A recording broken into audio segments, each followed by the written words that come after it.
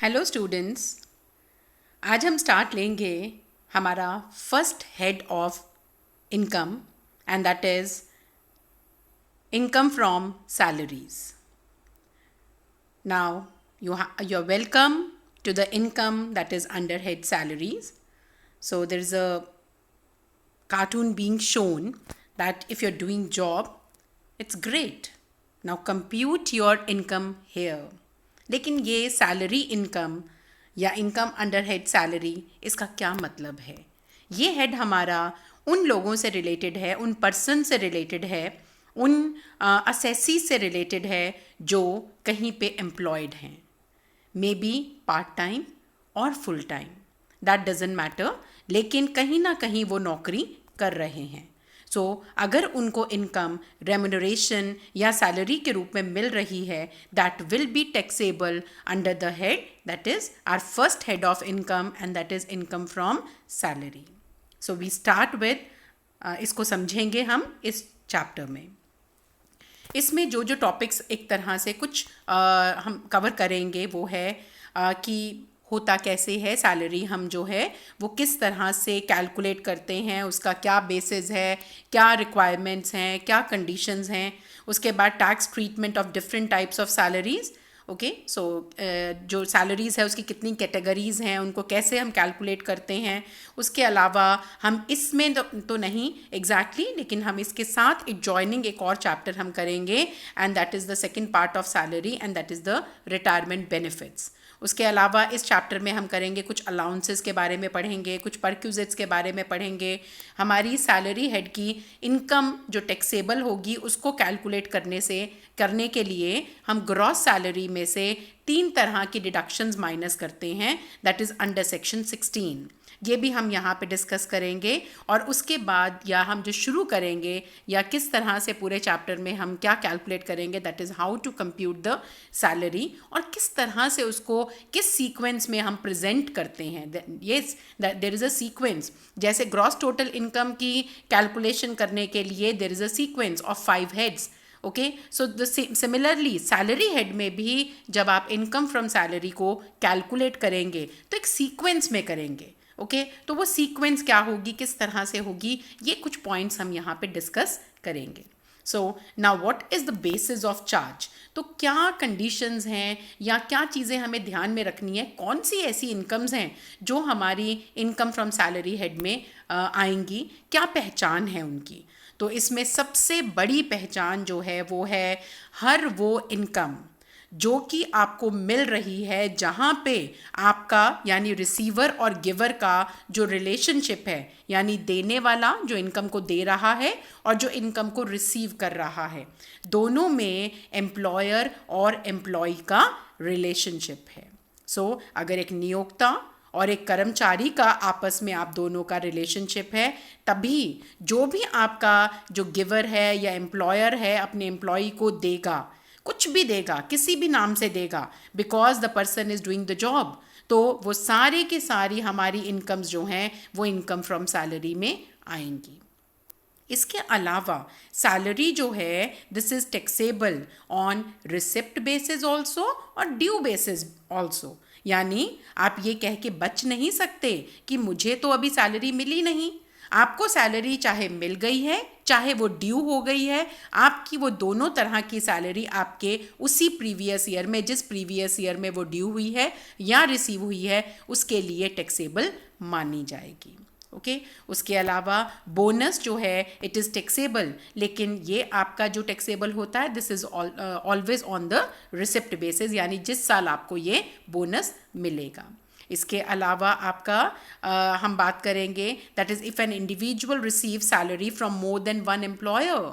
Okay, आप कई जगह पे इकट्ठा नौकरी कर रहे हैं, मॉर्निंग कहीं पे, दोपहर में कहीं पे, इवनिंग में कहीं पे। सो ये सब जितने मर्जी, यानी if you have more than one employer और आप कई जगह पे नौकरी कर रहे हैं, then also you can not skip. आपके जितने भी एम्प्लॉयर से मिलने वाली सैलरी हैं वो सारी की सारी आपकी इंक्लूड होंगी, टैक्सेबल होंगी इनकम फ्रॉम सैलरी हेड में। इसके अलावा अगर आपका कोई सैलरी का एरियर है, ओके, या कोई एडवांस है, सो that is also will be taxable under the head that is income from salary. Now salary में क्या क्या इंक्लूड हो सकता है? So it can be wages, annuity, pension, gratuity, कोई फीस, कमीशन, परक्यूजेट, या कोई भी आपके इन सब के अलावा अगर आपका एम्प्लॉयर किसी भी नाम से आपको सैलरी देता है, कोई एडवांस सैलरी, कोई लीव सैलरी, ओके, कोई रिकॉग्नाइज प्रोविडेंट फंड में एक लिमिट से ज़्यादा जितना आपका एम्प्लॉयर ने कंट्रीब्यूट किया, और एनी अदर पेमेंट मेड और benefit extended due to the employer employee relationship. तो बेसिकली जो इन सब के पीछे एक ही पॉइंट है, और वो है एम्प्लॉयर एम्प्लॉई के रिलेशनशिप के दायरे में जो कुछ भी आपको अपने एम्प्लॉयर से मिलेगा, that will be taxable under the head that is salary. Now this is basically the chart given कि किस तरह से हम अपनी सैलरी हेड में अपनी सैलरी की जो कैलकुलेशन करते हैं और किस सीक्वेंस में हम उसको प्रेजेंट करते हैं. So a brief I just read out. सबसे पहले जो हम लेते हैं वो है हमारी बेसिक सैलरी या बेसिक वेजेस. उसके बाद हम लेंगे एडवांस सैलरी या arrears of salary, then dearness pay, dearness allowance, bonus, fees, commission, allowances जो आपके टैक्सेबल होंगे, सिर्फ टैक्सेबल पार्ट लेंगे. उसके अलावा वैल्यू ऑफ टैक्सेबल परक्यूजेट्स, कोई profit in lieu of salary है या amount received under that is leave salary, okay. Then उसके अलावा आरपीएफ का अमाउंट जो कि हमारा 12% या जो भी हमारा एक लिमिट जो हमारी एग्जम्प्टेड है उससे ज़्यादा है.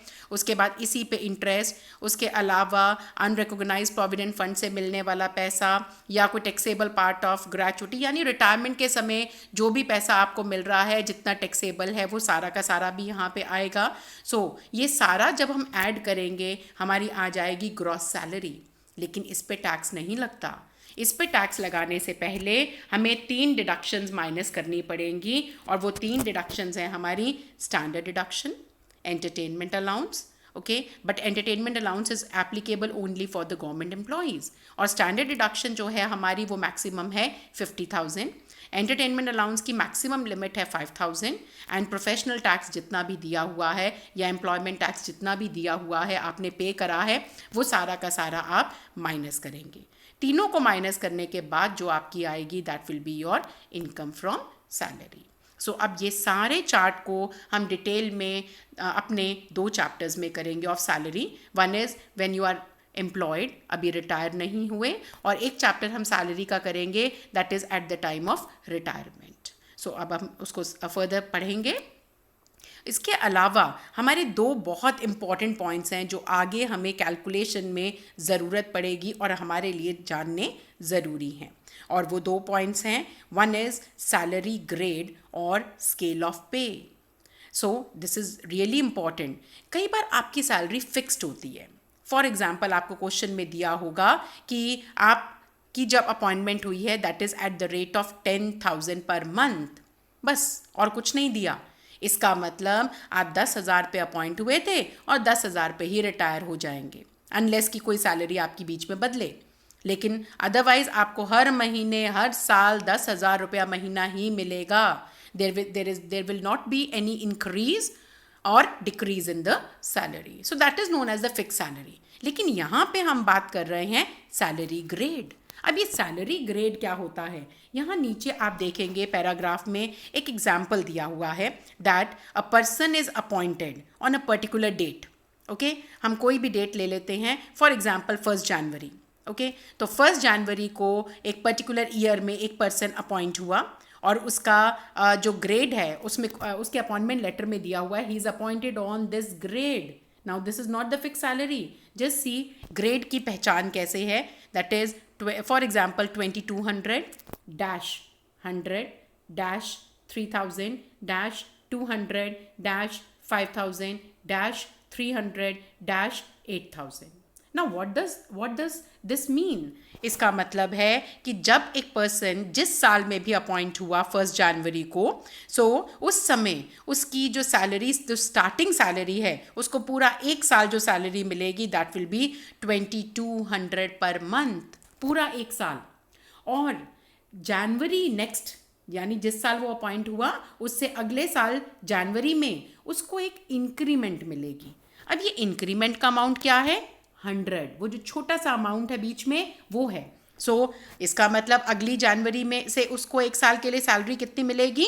2300 पर मंथ. फिर उसके बाद अगले साल फिर जनवरी में, आई अगेन रिपीट, जो इंक्रीमेंट मिलती है that is always on the date of your appointment. Okay, so वो कोई भी हो सकती है, जब भी आप अपॉइंट हुए हैं तभी आपको इंक्रीमेंट मिलेगी. सो ये आपकी जो इनकम है 100 रुपया हर साल बढ़ती जाएगी. 100 रुपीज़ हर बार आपकी सैलरी में ऐड होता जाएगा. और कब तक 100 रुपीज़ ऐड होगा? जब तक आपकी सैलरी 3000 नहीं हो जाती. तो जिस साल आपकी सैलरी 3000 हो गई, अब उसके बाद से हर साल आपको 1 जनवरी को इंक्रीमेंट मिलेगी. लेकिन अब 100 नहीं मिलेगी, अब कितनी मिलेगी? 200. और ये 200 की इंक्रीमेंट आपकी हर 1 जनवरी को आपकी तब तक ऐड होगी जब तक आपकी सैलरी 5000 नहीं हो जाती. फिर उसके बाद आपको इंक्रीमेंट जो मिलेगी वो कितनी मिलेगी? हर 1 जनवरी को 300. ओके, सो ये कब तक मिलेगी? जब तक आपकी सैलरी 8000 नहीं हो जाती. अब देखिए 8000 के बाद आगे कोई इंक्रीमेंट का जिक्र नहीं है. इसका मतलब है जिस साल आपकी सैलरी 8000 हो गई तो आपको उसके बाद कोई इंक्रीमेंट नहीं मिलेगी और आपकी सैलरी हो जाएगी फिक्स्ड, जब तक कि आपका कोई नया ग्रेड रिवाइज नहीं होता. Okay, so this is the meaning of the salary grade. Now I'm coming to another important point and that is due date of salary. अब ये ड्यू डेट ऑफ सैलरी बहुत इंपॉर्टेंट है.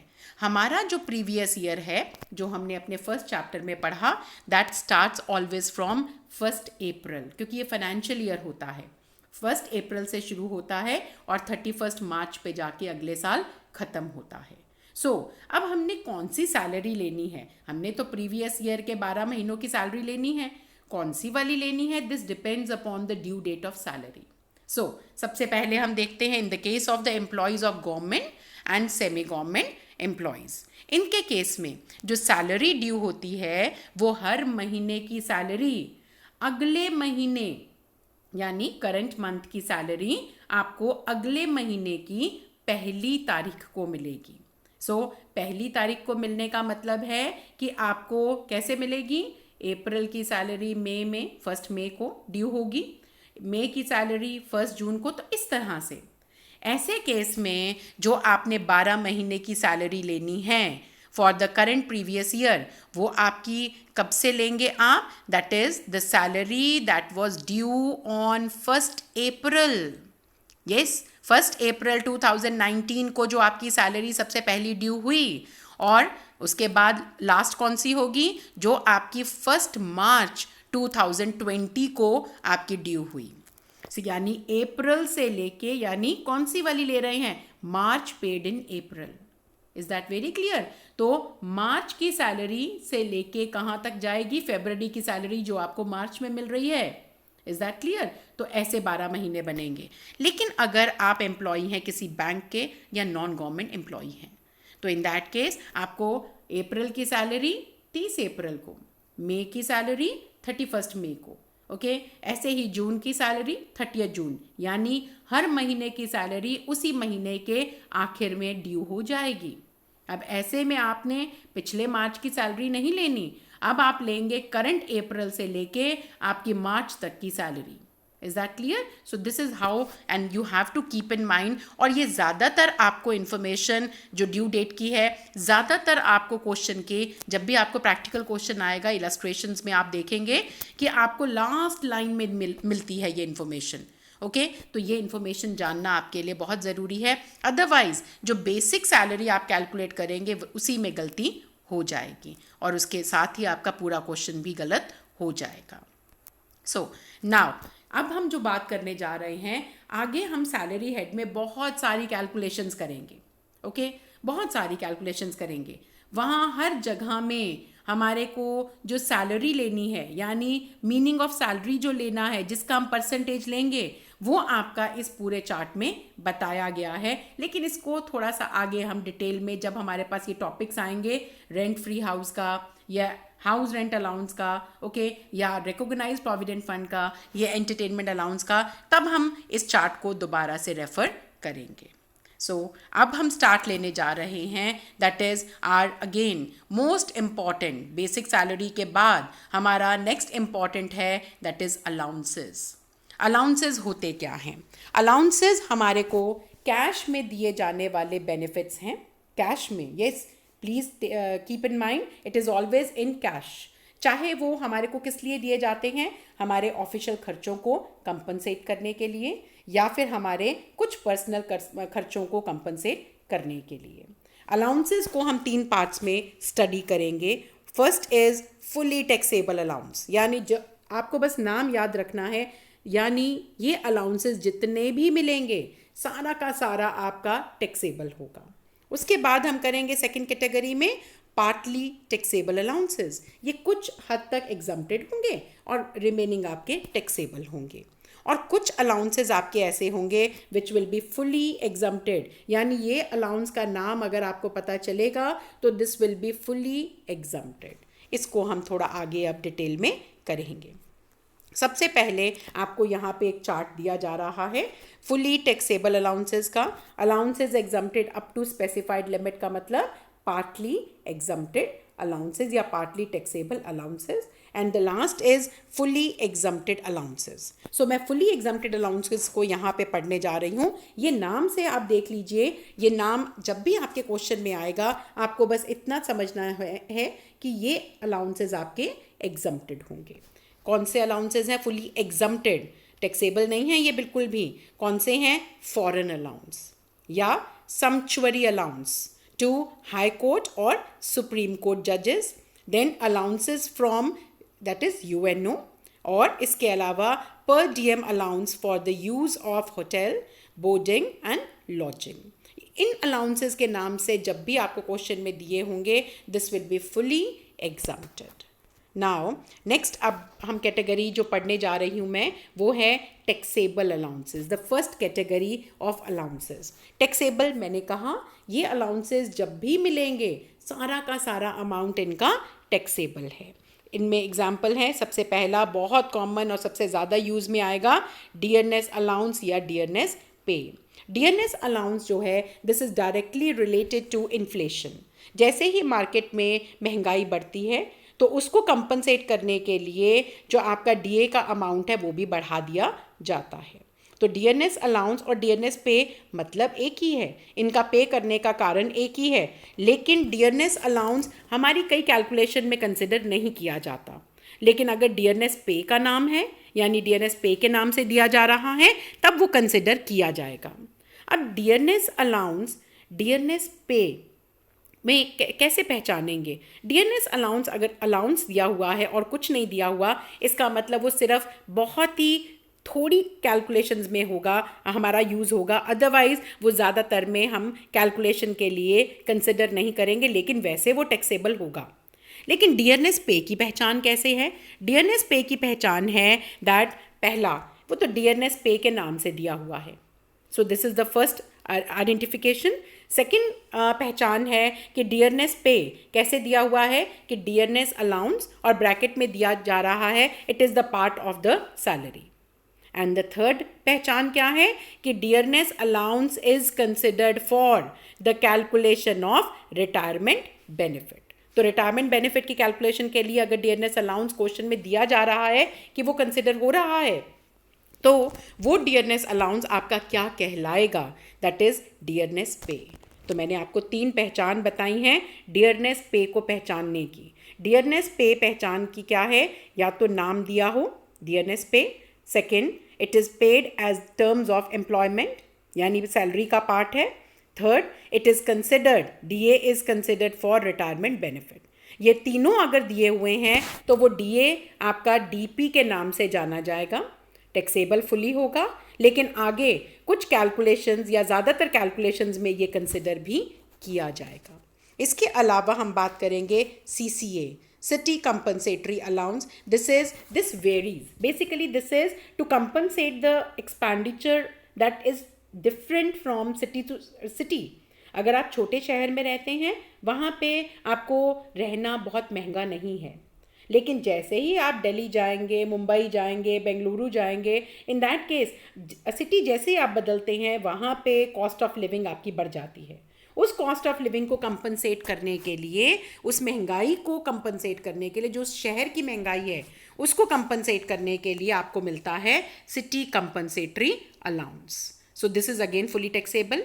उसके बाद हम बात करेंगे फिक्स्ड मेडिकल अलाउंस। यस, उसके अलावा servant allowance, non practising allowance, ये डॉक्टर्स को मिलता है कि वो गवर्नमेंट डॉक्टर्स को कि वो प्राइवेट प्रैक्टिस नहीं करेंगे। हिल अलाउंस, ये टैक्सेबल तो होगा, लेकिन ये कब टैक्सेबल होगा? जब आप एक ऐसे हिली एरिया में काम कर रहे हैं जिसका ऑल्टीट्यूड यानी जिसकी हाइट 1000, ठीक है, जिसकी हाइट जो है 1000 metre that is from the sea level से कम है। अगर आप कम यानी कम हाइट वाले हिली एरिया पे नौकरी कर रहे हैं तो आपका ये सारा का सारा हिल अलाउंस टैक्सेबल हो जाएगा। वार्डन अलाउंस और proctor allowance. Proctor allowance is basically related to the security of the institution. Okay, so ये अलाउंसेस के नाम से अगर आपको कुछ मिल रहा है, या डेपुटेशन अलाउंस यानी आपको डेपुटेशन टेम्परेरीली कहीं पे ट्रांसफ़र किया गया है, टेम्परेरीली। ओके, सो किसी प्रोजेक्ट के लिए भेजा गया है, then you are paid the allowance and this will be fully taxable. Overtime allowance यानी जो आपके वर्किंग आवर्स हैं उससे एक्स्ट्रा जब आप टाइम देते हैं तो आपको एक एक्स्ट्रा अलाउंस मिलता है, एक एक्स्ट्रा इनकम होती है, that will also be fully taxable. इनके अलावा कुछ और अलाउंसेस नीचे आपके अदर अलाउंसेस में नाम है। Family allowance to armed personal, that is जहाँ पे वो आर्मी पर्सन जो है फैमिली को अपने नहीं ले जा सकता, या इसके अलावा मैरिज अलाउंस है, रूरल अलाउंस है, देन टेलीफोन अलाउंस है, एजुकेशन अलाउंस है, dinner allowance, health allowance, holiday allowance, special qualification allowance. इनमें से किसी भी नाम से अगर आपको अलाउंसेस मिलते हैं, this will be fully taxable. Now we are coming to the partly taxable allowances, यानी जो कुछ हद तक आपके exempted होंगे, कुछ हद तक आपके taxable होंगे। अब इसमें भी हम सबसे पहले जो करने जा रहे हैं वो है special category of allowances।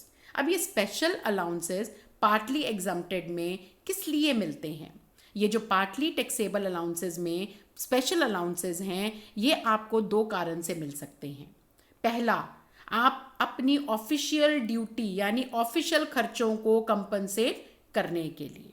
अब ये हम सबसे पहले करेंगे ऑफिशियल खर्चों, यानी आप अपनी ड्यूटी परफॉर्म करते हैं और ड्यूटी परफॉर्म करते हुए कई बार आपको अपनी पॉकेट से खर्चा करना पड़ता है, उसको कंपनसेट करने के लिए ऑफिशियल पर्पस के लिए, आई अगेन रिपीट, ऑफिशियल पर्पस के लिए जो आपको अपनी पर्सनल पॉकेट से खर्चा करना पड़ता है, उसको कंपनसेट करने के लिए जो अलाउंसेस मिलेंगे, याद रखिएगा जितने भी अलाउंसेस आपको मिले, अगर वो सारे खर्च हो गए यानी आपका खर्चा ज़्यादा है या आपके अलाउंस के बराबर है, तो नथिंग विल बिकम टैक्सेबल, कुछ भी टैक्सेबल नहीं होगा।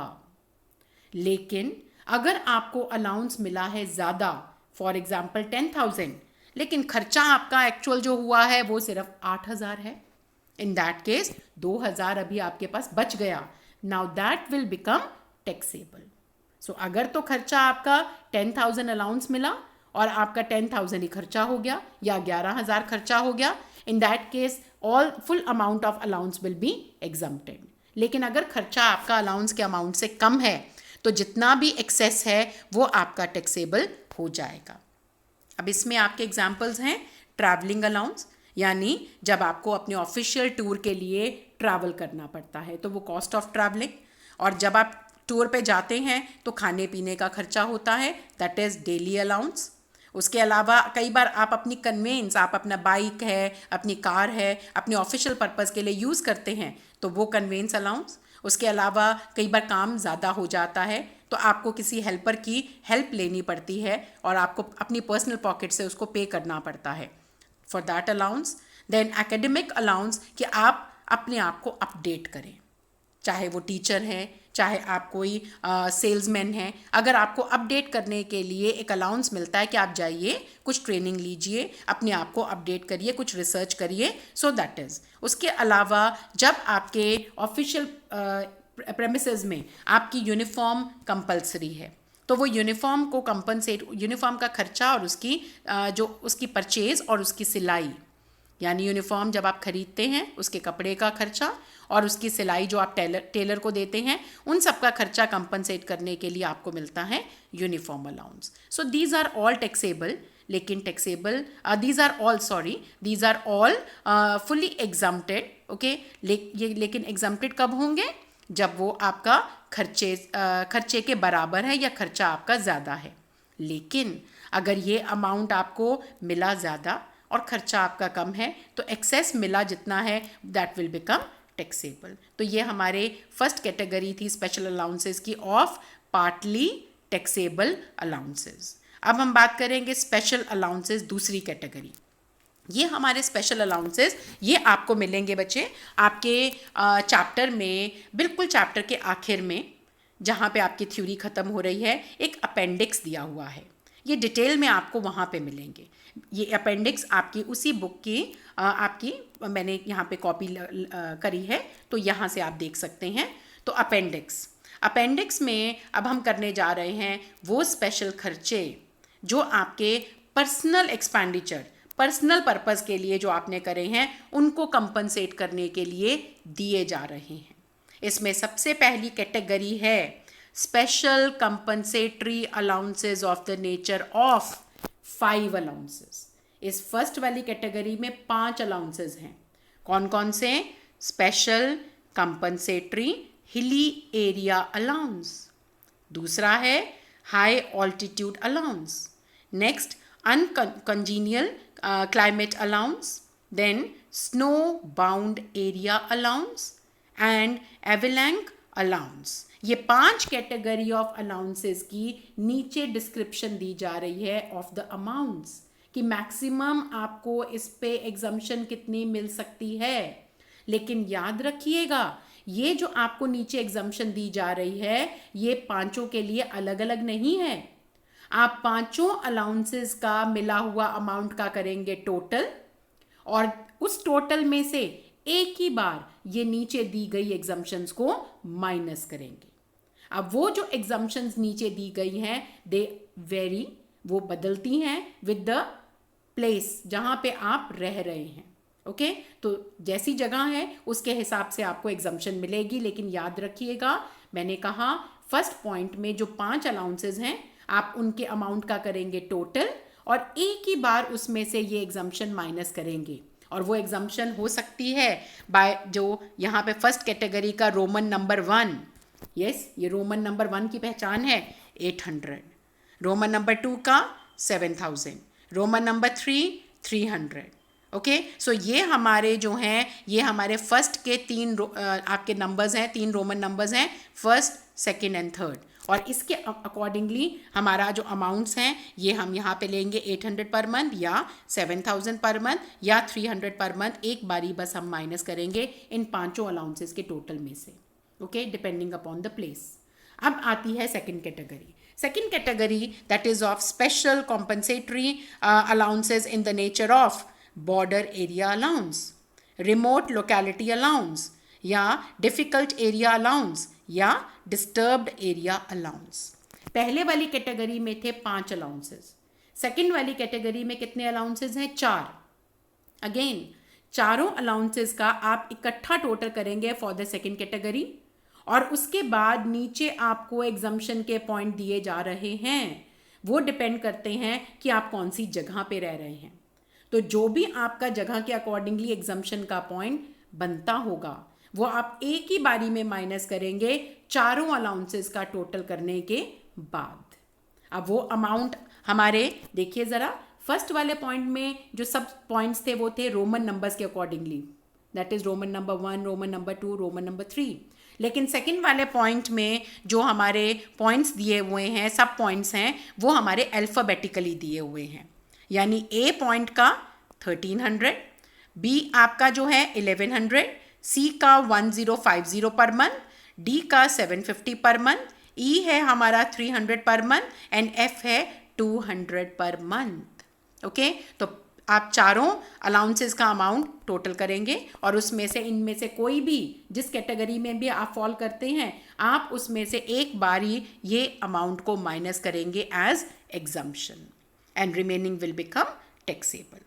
उसके अलावा हमारे कुछ और अलाउंसेस हैं जो आप अपने अपेंडिक्स में से भी डिटेल में कर सकते हैं। स्पेशल कॉम्पनसेटरी ट्राइबल या शेड्यूल्ड एरिया या that is agency area allowance, उसकी एग्जाम्पशन लिमिट भी दी हुई है 200 पर मंथ डिपेंडिंग अपॉन ये सारी स्टेट्स।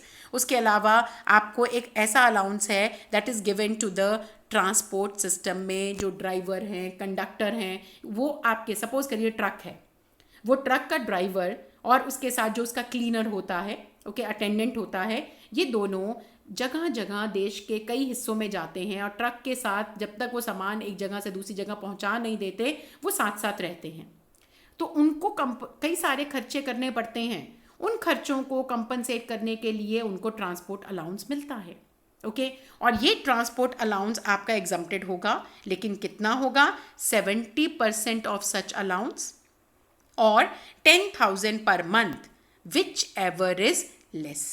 लेकिन ऐसे व्यक्तियों को डेली अलाउंस नहीं मिलना चाहिए। अगर डेली अलाउंस मिल रहा होगा तो ये एग्जम्पशन नहीं मिलेगी, ओके। सो अगर आपको डेली अलाउंस नहीं मिल रहा, ये अलाउंस मिल रहा है, तो एग्जम्पशन के लिए अभी मैंने क्या कहा? 70% ऑफ सच अलाउंस और 10,000 that is per month which ever is less will be the amount of your exemption.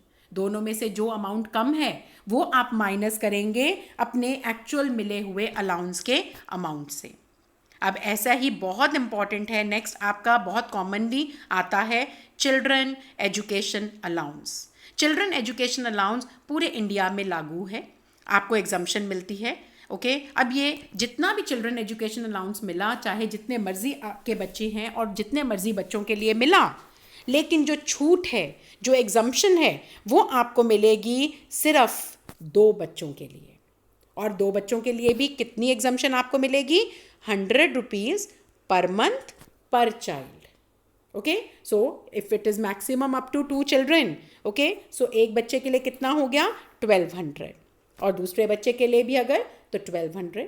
तो बस इससे ज़्यादा आपको एग्जम्पशन एजुकेशन अलाउंस में नहीं मिलेगी। इससे मिलता जुलता ही है अगर आपके बच्चे हॉस्टल में पढ़ रहे हैं और आपका एम्प्लॉयर आपको हॉस्टल अलाउंस दे रहा है। In that case children hostel allowance आपका जितना भी मिला, जितने मर्जी बच्चों के लिए मिला, लेकिन एग्जम्पशन जो आपको मिलेगी that will be up to only 2 children. और ये अमाउंट कितना होगा? 300 पर मंथ पर चाइल्ड। सो एक बच्चे के लिए 300 पर मंथ, दूसरे बच्चे के लिए भी 300 पर मंथ, सो पर चाइल्ड आपका ये एग्जम्पशन मिलेगी। इसी से मिलते जुलते और आपके कुछ आर्मी पर्सन्स के लिए अलाउंसेस हैं, that is compensatory field area allowance, then compensatory modified field area allowance, any special allowance in the nature of counter insurgency। then इसके अलावा एक ट्रांसपोर्ट अलाउंस है that is applicable only for this is now applicable only for blind, deaf or dumb or orthopedically that is handicapped persons। it is exempt up to rupees 3200 per month। उसके बाद underground allowance, ये उन लोगों के लिए है जो ज़मीन से नीचे जैसे माइंस में काम कर रहे हैं, ऑयल वेल्स में काम कर रहे हैं, इनके लिए एग्जम्पशन है। उसके अलावा again for the army people high altitude allowance, then ये आपको यहाँ पे दिया जा रहा है high altitude allowance for the army people that is 9,000 to 5,000 feet, और उससे ज़्यादा है तो ज़्यादा हो जाएगी अलाउंस। इसके अलावा special compensatory highly active field area allowance again for the army people, and island duty allowance again for the army people. सो ये कुछ अलाउंसेज हैं, और ये सारे पे जो बेस्ड है हमारा एक क्वेश्चन दिया हुआ है जो अभी हमने स्पेशल अलाउंसेज करे हैं। अब फिर मैं याद करवा दूँ, स्पेशल अलाउंसेज हमारी कौन सी कैटेगरी है? पार्टली टैक्सेबल अलाउंसेज की। तो ये इलास्ट्रेशन आपकी बुक से ही है। A resident employee is getting the following special allowances besides salary. He is working in an area which is at a height of more than 9,000 feet in the state of Jammu and Kashmir, and which is covered by serial number 1। हमारा अभी मैंने करवाया था 1 का Roman number 1, याद है? 800 per month की exemption थी। और सेकंड वाला सीरियल, ठीक है, जिसमें अल्फ़ाबेटिकली आपकी एग्जम्पशन के अमाउंट दिए हुए थे, उसका इन्होंने क्वेश्चन में ही दे दिया है। तो आपका कौन से वाला अप्लाई होगा, सब पॉइंट कौन सा है, A, capital A. Okay, capital A का अमाउंट आपका कितना था, दैट वाज 1300 पर मंथ। तो ये सारा आपको क्वेश्चन में दे दिया है उन्होंने। उसके बाद अब हम इसको क्वेश्चन को करने जा रहे हैं। पहले हम स्पेशल अलाउंसेस का फर्स्ट पॉइंट की बात करेंगे। फर्स्ट पॉइंट में याद है मैंने कहा था 5 अलाउंसेस, अगर पांचों में से जितने भी अलाउंसेस आपको मिल रहे हैं उन सबका करेंगे इकट्ठा टोटल, और एक ही बार आप एग्जम्पशन का अमाउंट माइनस करेंगे। तो देखते हैं, यहाँ पे आपको मिल रहा है क्लाइमेट अलाउंस और स्नो बाउंड एरिया अलाउंस। ठीक है, आपको 700 मल्टीप्लाई बाय 12, 300 मल्टीप्लाई बाय 12, ये आपने करा। टोटल दोनों का बना है फर्स्ट पॉइंट का 12,000 के आपको अलाउंसेस मिले हैं, सिर्फ 2 ही मिले, 5 में से सिर्फ 2 ही आपने टोटल कर दिया। अब इन्होंने आपको कहा हुआ है रोमन नंबर 1 की एग्जम्पशन आपको अप्लाई होगी, तो वो क्या है, 800 पर मंथ। तो 800 पर मंथ रोमन नंबर 1 के अकॉर्डिंगली एग्जम्पशन है, multiply by 12, it comes to 9600। बस 9600 को एक बारी आपने माइनस करना है 12,000 में से, and 2400 will become taxable. Now next आ जाइए सेकंड वाला पॉइंट, जिसका अल्फाबेटिकली ए आपका अप्लाई हो रहा है। सो इसमें आपके अगेन कौन कौन से अलाउंसेस हैं, these are disturbed area allowance and border area allowance. यहाँ पे भी 4 में से कितने हैं, सिर्फ 2 अलाउंसेस। ओके, सो इन दोनों का हम करेंगे total, and that comes to 16,800। Okay, और उसमें से कैपिटल ए, याद है सब ग्रुप आपका कौन सा है, कैपिटल ए, उसका अमाउंट कितना था 1300 पर मंथ, यानी मल्टीप्लाई बाय 12, कितना बना वो 15,600। बस एक बारी हमने इसको माइनस करना है। तो ये हमारा फर्स्ट पॉइंट हो गया, हमारा सेकंड पॉइंट हो गया। आगे पढ़ते हैं, क्वेश्चन में क्या दिया हुआ है। His 2 children are studying in Delhi and are living in the hostel. For the reimbursement of their expenses, he is getting hostel allowance, and that is 800 per month. दोनों बच्चों के लिए उसको जो अलाउंस मिला है वो कितना मिला है, 800 per month. So 800 multiply by 12 कितना बना, 9600।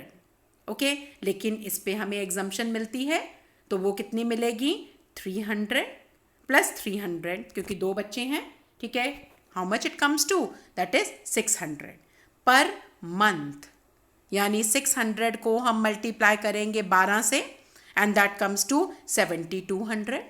तो 9600 में से आप 7200 माइनस करेंगे, और आपका रिमेनिंग अमाउंट जो होगा दैट विल बिकम टैक्सेबल, और वो रिमेनिंग अमाउंट आपका कितना बना, 2400। सो दैट इज टैक्सेबल। अब बात करते हैं, ऊपर क्वेश्चन में दिया हुआ है, for reimbursement of expenses on the education of both the children, दोनों बच्चों के लिए उसको अलाउंस मिल रहा है 300 पर मंथ, यानी 300 इंटू 12 कितना बना आपका 3600। ये तो मिला दोनों बच्चों के लिए, लेकिन एग्जम्पशन कितनी है, अभी मैंने आपको बताई थी, 100 रुपीज़ पर मंथ एक बच्चे के लिए, और 100 रुपीज़ पर मंथ दूसरे बच्चे के लिए, यानी टोटल कितनी हो गई, 200 पर मंथ। तो 200 मल्टीप्लाई बाय 12 कितना बना, 2400। तो 3600 में से 2400 जब आप माइनस करेंगे, remaining will become taxable, and that is 1200। Total आपके टैक्सेबल अमाउंट कितना बन गया, 7200। So this was regarding the special category जो हमने करी है उससे रिलेटेड है। अब हम बात करेंगे पार्टली टैक्सेबल अलाउंस में एक और अलाउंस की। पार्टली टैक्सेबल अलाउंस है ये भी, और ये कौन सा है, बहुत कॉमनली आपको बहुत काम आएगा ये आगे, और वो है हाउस रेंट अलाउंस, जिसको ज़्यादातर नाम से हम जानते हैं HRA। तो HRA कैसे टैक्सेबल होगा, क्या कंडीशंस हैं। HRA नाम से पता चल रहा है, आप कहीं किराए के खर्चे के लिए, यानी आप शायद किसी किराए के मकान में रह रहे हैं, किराया एक एम्प्लॉय का खर्चा है, एम्प्लॉयर उस किराए के खर्चे को कंपनसेट करने के लिए दे रहा है हाउस रेंट अलाउंस। सो HRA आपको मिल रहा है, लेकिन क्या ये टैक्सेबल होगा? क्या ये एग्जम्प्टेड होगा? और होगा तो क्या सारा एग्जम्प्टेड होगा या थोड़ा एग्जम्प्टेड होगा? तो याद रखिए ये कौन सी कैटेगरी में है, पार्टली टैक्सेबल या पार्टली एग्जम्प्टेड। तो ये आपका हम दो पार्ट्स में करेंगे। पहला, employee who is residing in his own house, यानी एक ऐसा व्यक्ति जो अपने घर में रह रहा है, किराए के मकान में नहीं रह रहा, या फिर कोई ऐसे मकान में रह रहा है जो कि उसके रिलेटिव का है या उसके फ्रेंड का है, जहाँ पे उसको किराया नहीं देना पड़ रहा। तो अगर ऐसे मकान में आप रह रहे हैं तो जितना भी HRA आपको मिला, ओके, वो सारा का सारा टैक्सेबल हो जाएगा, क्योंकि आपने कोई खर्चा तो किया ही नहीं, तो सारा टैक्सेबल होगा, it will be fully taxable. लेकिन अगर आप किराए के मकान में रहते हैं तो आपका कुछ अमाउंट एग्जम्प्टेड हो जाएगा।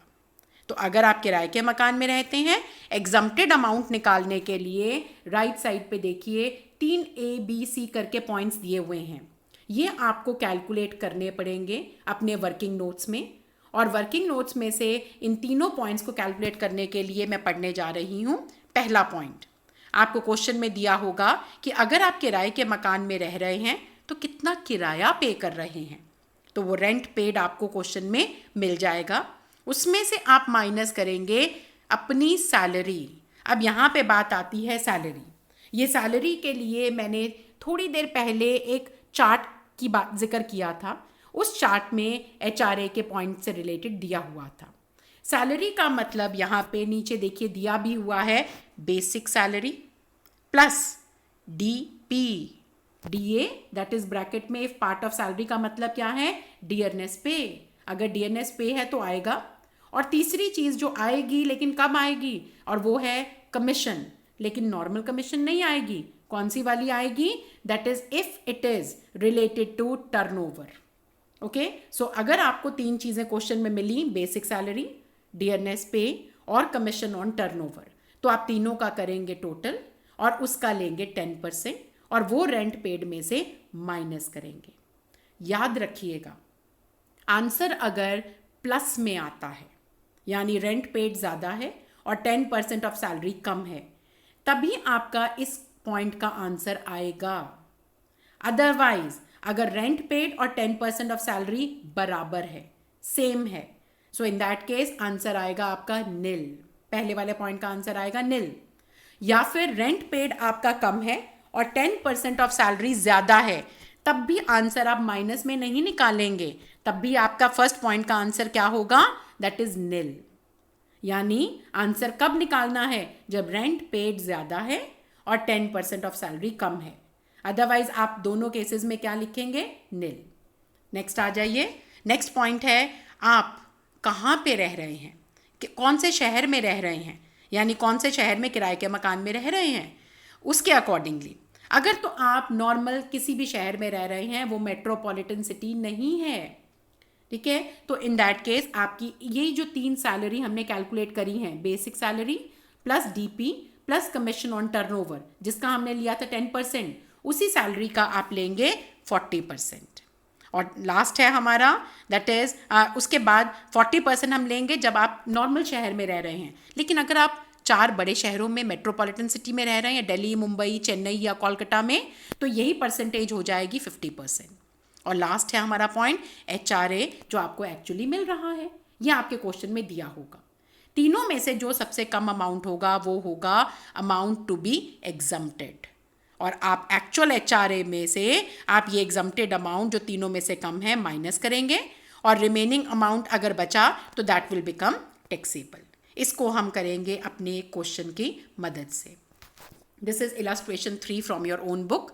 Mister Prasang is employed in a private company at 70,000 per month. इसको हम कहते हैं बेसिक सैलरी। अब और देखते हैं क्या क्या दिया हुआ है। 6,000 पर मंथ एज डियरनेस पे, या यहाँ पे डियरनेस अलाउंस नहीं दिया, डियरनेस पे ही दे दिया है। इसका मतलब अगर HRA का पॉइंट आता है तो हम इसको कंसिडर करेंगे। उसके अलावा दिया हुआ है 10,000 पर एनम एज कमीशन, लेकिन कमीशन के साथ याद रखिएगा, ये नहीं दिया कि this is commission on turnover, तो इस कमीशन को हम HRA की कैलकुलेशन के लिए कंसिडर नहीं करेंगे। उसके बाद है ही receive 2000 per month as HRA। अभी हमने 3 पॉइंट्स करे थे ना, अगर किराए के मकान में आप रहते हो तो 3 पॉइंट्स, उन 3 में से सबसे लास्ट पॉइंट आपका यही होगा, दैट इज कितना आपको HRA एक्चुअली मिला, 2000 पर मंथ। इसका मतलब वो क्या है, 24,000। तो उसमें से एक पॉइंट ये आ गया। उसके बाद उसने किराया कितना पे करा, याद है फर्स्ट पॉइंट करवाया था rent paid minus 10% of salary, तो रेंट पेड आ गया, कितना है 2500 पर मंथ। नीचे देखिए जरा, कैलकुलेट करा है इन्होंने, 2500 मल्टीप्लाई बाय 12 इज 30,000। ओके, अब सारी इंफॉर्मेशन हमें दी जा रही है। इन्होंने पूछा compute the house rent allowance exempted.